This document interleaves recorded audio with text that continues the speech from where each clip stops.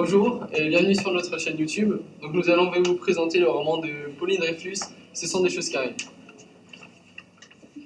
L'histoire se déroule pendant la Seconde Guerre mondiale, durant le régime de Vichy.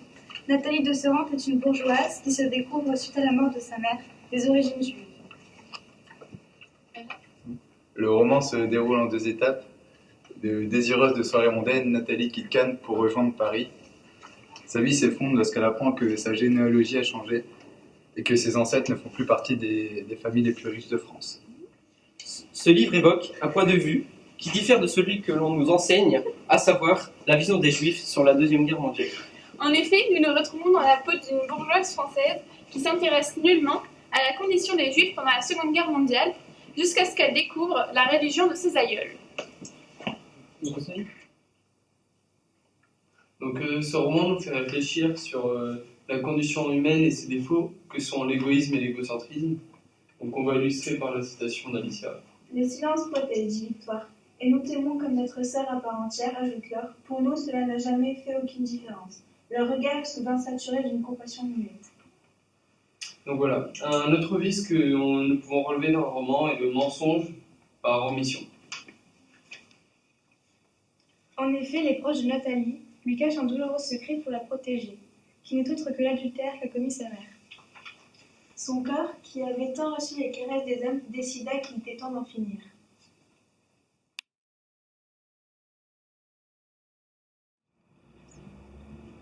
Nachi s'identifie à son père biologique, possédant le même défaut héréditaire qui est l'infidélité. À cause de ces révélations et suite à l'accouchement d'un enfant illégitime par césarienne, elles sont peu à peu dans la folie et dans l'addiction à la morphine. C'est comme pour la morphine, 20 fois on se dit qu'on peut s'en passer, ou bien attendre le lendemain, ou encore tenir 2 heures de plus. On finit par attraper la seringue en tremblant et s'octroyer une injection qui vous procure un lâche soulagement.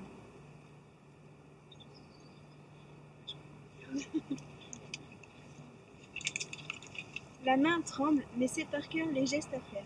Ouvrir le placard, déplacer une cloison, remplir le seringue, l'enfoncer aussi vite que possible dans les bras déjà tatoués par des dizaines d'émateurs. Attendre ensuite que la merveilleuse amie se ferait un chemin dans ses veines, dans son âme, la soulage pour quelques heures au moins.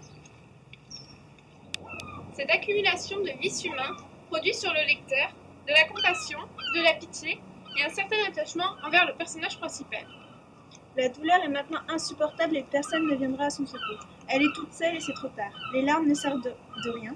La vie est passée trop vite, elle a si mal, oh, arrêtez tout. Donc ce récit permet de raviver les souvenirs enfouis de la Seconde Guerre mondiale, et ainsi nous pouvons faire un rapprochement avec le roman Charlotte de David Fonkinos, qui lui aussi a pour propos la Seconde Guerre mondiale. La véritable mesure de la vie est le souvenir. L'intrigue se déroule dans des lieux qui ne nous sont pas inconnus et nous permet de mieux percevoir le lieu de l'action. C'est un livre intéressant qui nous fait réfléchir sur les défauts humains. Alors vous pouvez vous procurer ce livre en librairie, et si vous ne voulez pas laisser votre fille dans la même situation que Nathalie, sortez couvert car ce sont des choses qui arrivent. Alors vous ont présenté Ce sont des choses qui arrivent de Pauline Dreyfus, Emilien, Léna, Alicia, Artemis, Ryan Et Thibaut.